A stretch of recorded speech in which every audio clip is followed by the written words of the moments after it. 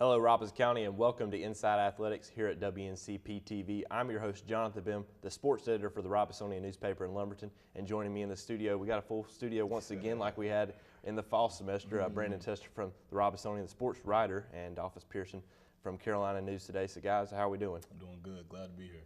Yep. So busy week last week, even though it was a week off for the schools.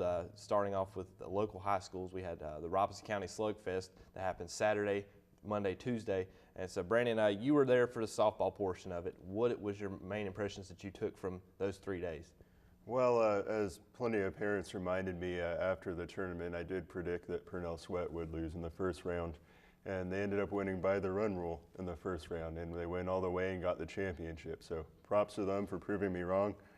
Props to Jaylena Deese for coming in the championship game against a really loaded Lumberton lineup and getting the job done for that 7-4 victory.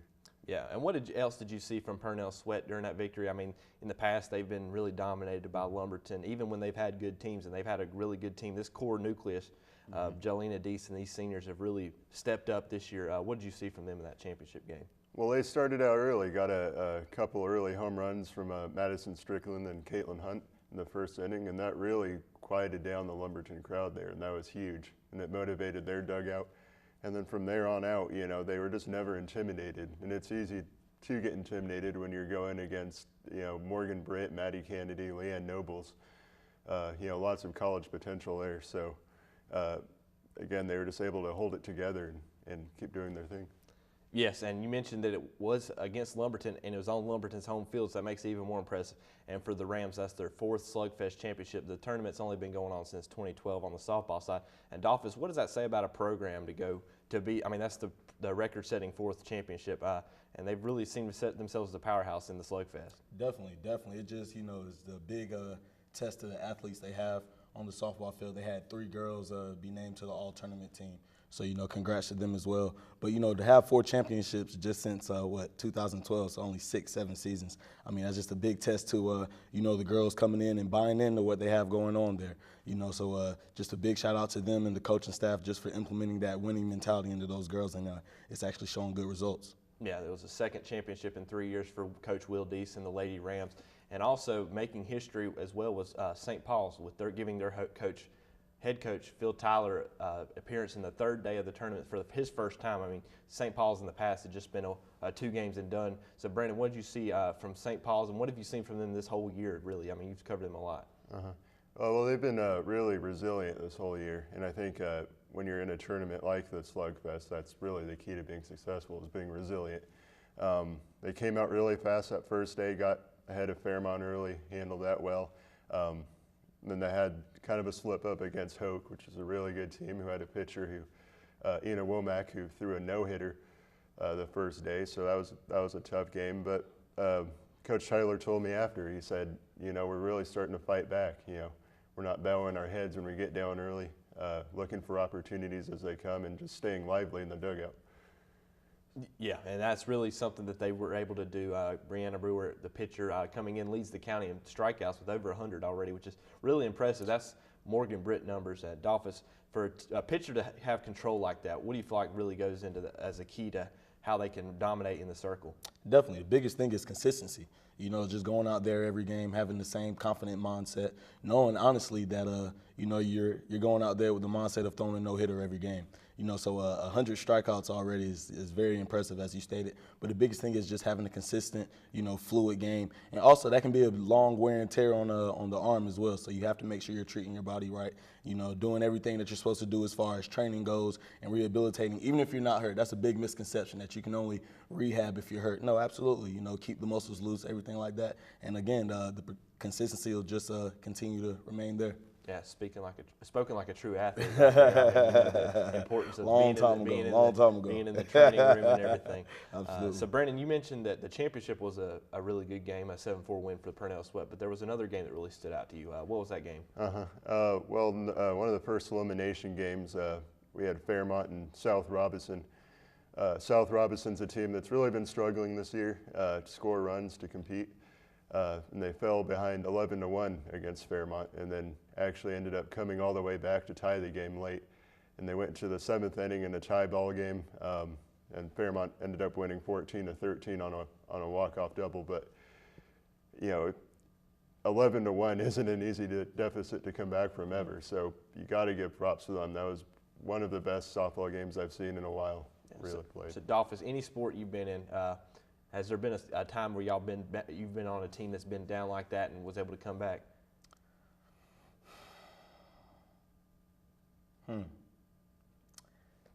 Actually, I will. Yes, my first. God, this is age. You're making me go way back in the memory books. My freshman year of college, I attended Morgan State University, and our first game was against Sacred Heart University out of Connecticut. And we were actually down 24 points at halftime, and we ended up going into five overtimes and winning by a field goal. So, the biggest thing, like Brandon said, resilience. That's the biggest thing. Those deficits can be large, they can be small, but they can be overcome.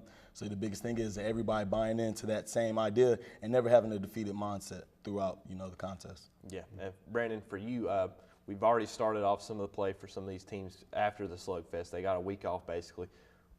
What are some teams you feel like they could really just start going on an upward trend from this?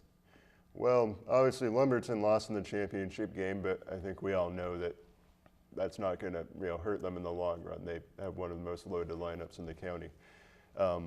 And then again, going back to St. Paul's, I like the resiliency that they've really shown, especially over the course of that tournament. And then there's some teams, like South Rob and Fairmont, who may not be, making good records right now, but they'll be able to build from that tournament going against top competition. And South Robinson coach Donnie Carter told me before the tournament, he said, what we're looking for is improvement from that tournament. And that's what they did. They were able to fight and have that big comeback, and that's what some of those teams can only hope for, is just to keep learning, take advantage of the opportunity to go against teams that are better than them. So. Yeah, and so we were talking about teams that could be on the upward trend. You mentioned Lumberton. Lumberton was on the bad end of a one-hitter last night against Richmond, so they still got some things to figure out. Purnell Sweat has Red Springs tonight. They came off a big win last night against 71st. So there's some improvements for those two Sand Hills Athletic Conference teams. So we'll see where they go from there on out. But on the baseball side, I attended those games and was a lot to see, a lot of good pitching for the main part, and it took Fairmont's ace, Randy Floyd. He actually made 2 appearances in the tournament, and they were both really successful at Dolphus. What did you see, or what did you hear about what Randy was able to do? Yeah, definitely for the Golden Tornadoes. Yeah, absolutely. In the championship game, they defeated Purnell 2-1, but it was really behind Floyd's 15 strikeouts, which is just downright impressive. He's a multi-sport athlete. Obviously baseball is his niche, and just to come out there and have 15 strikeouts in the championship game of the Slugfest, biggest tournament in the county. Everybody's out there, family, friends. This is a big thing. This is a big thing out here. So for him to come out and just put out such a dominant performance and to really, really show that Fairmont, honestly, excluding football, they're having a great year athletics-wise. Basketball team only has 2 losses, and then their baseball team is coming out and they win the Slugfest. They're definitely holding that championship pedigree out there in Fairmont. So it's definitely good to see for them, for sure. Oh, yeah. And it was a down year for football in the past. And coming into this year, it seemed like Fairmont has been that dominant team on football on all 3 phases. And it just really seemed weird for how football was this year. But Randy Floyd and Fairmont, even though they came in, they weren't expecting a necessarily good season. I mean, they're piecing it together just like they did last year. And Floyd, UNCP signee, really wanted the ball in his hands. And Brandon, what does it say about a guy like Randy Floyd to come in? In the semifinals, only had to throw 28 pitches, so that way he was able to come back for the championship. What does it say about a guy really wanting to have the ball in his hand in that kind of moment? Well, in order to succeed at any level, that's the kind of mindset you need to have. You need to want to go out there and make a difference. And you also got to give credit to his coaching staff, making sure that he's staying healthy, making the right decisions off the field, and that's going to really help him in the long run. I mean, obviously you want to keep your arm in shape and make sure you're not injuring yourself too early in your career. So, but props to him for having that mindset going in.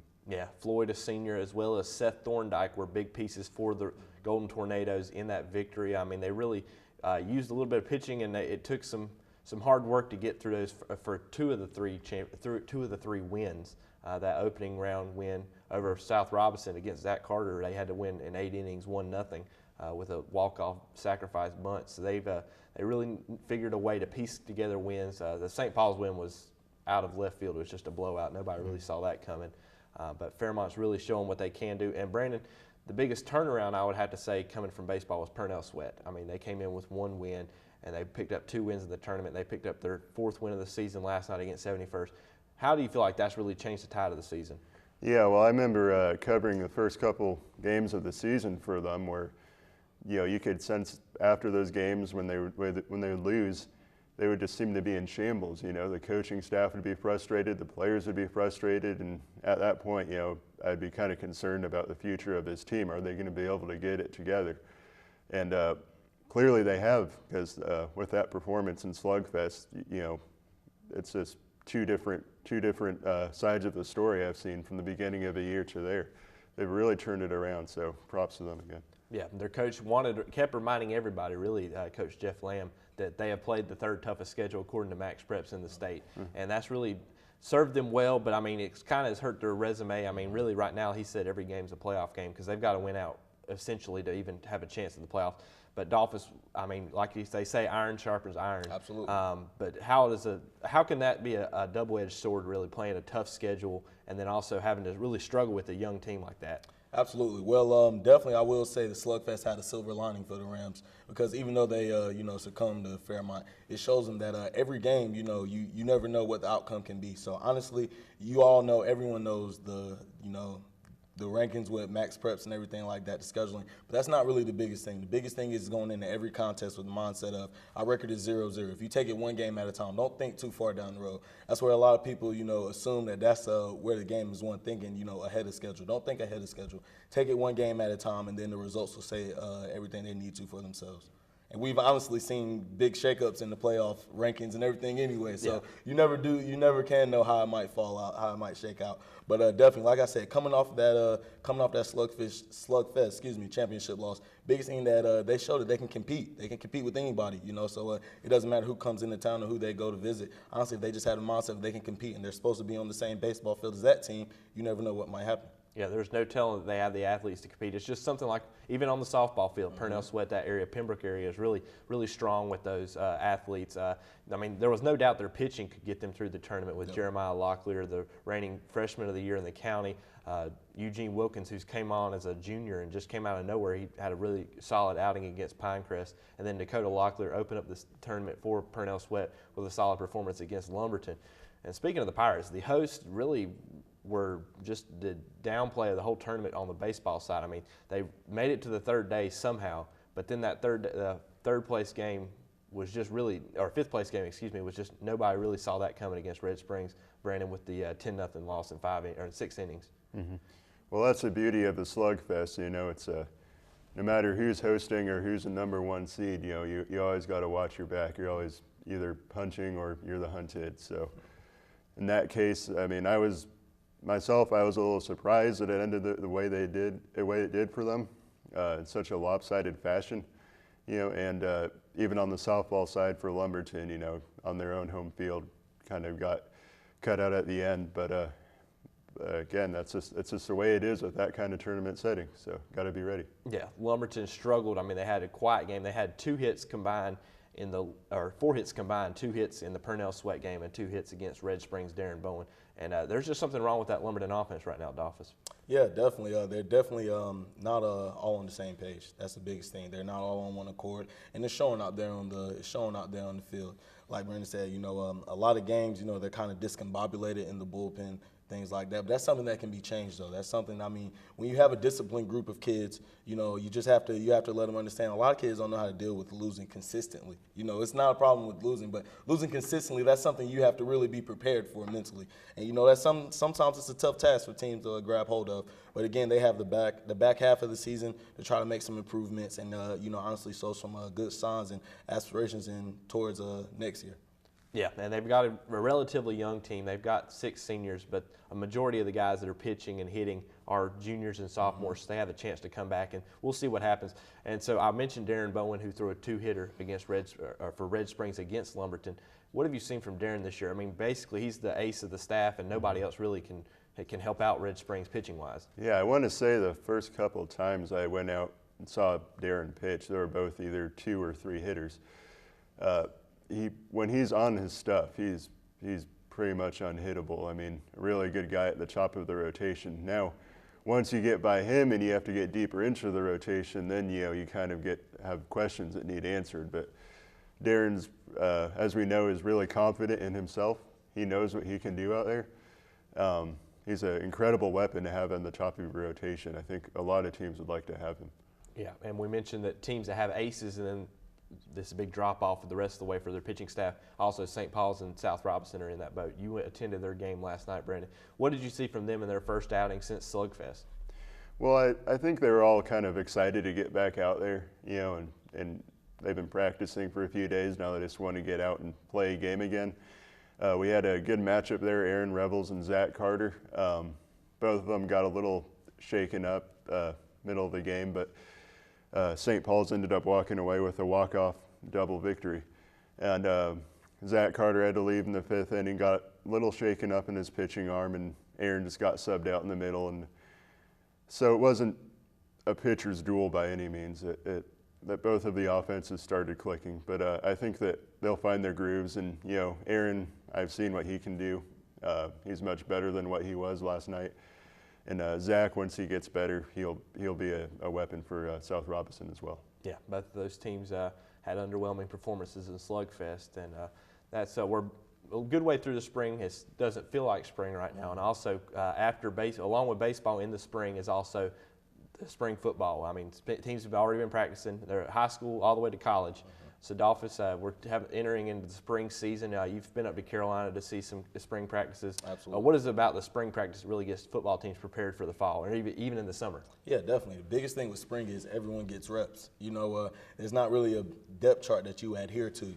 Every day, everyone's out there competing, everything like that, whether it's UNC or, like you said, the high school level. That's the biggest thing. So with UNC in particular, the biggest thing with them is they're just making strides. They're still trying to answer the quarterback position between Chaz Surratt, a guy from East Lincoln, not too far down the road, and Nathan Elliott. So that's the biggest thing with them. They have a lot of freshmen coming in.